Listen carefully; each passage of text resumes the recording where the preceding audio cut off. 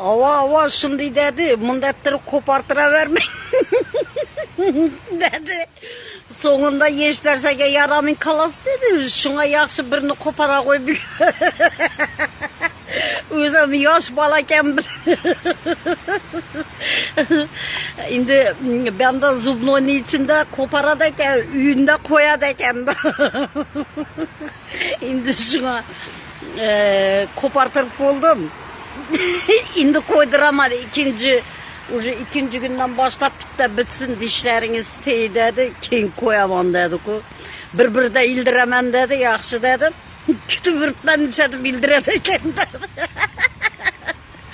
Oturtma yine saatin teyinde. Hava yaxşı lekin hava ısı, gap yok. Özleriniz ne işin başında dem alışmam hazır.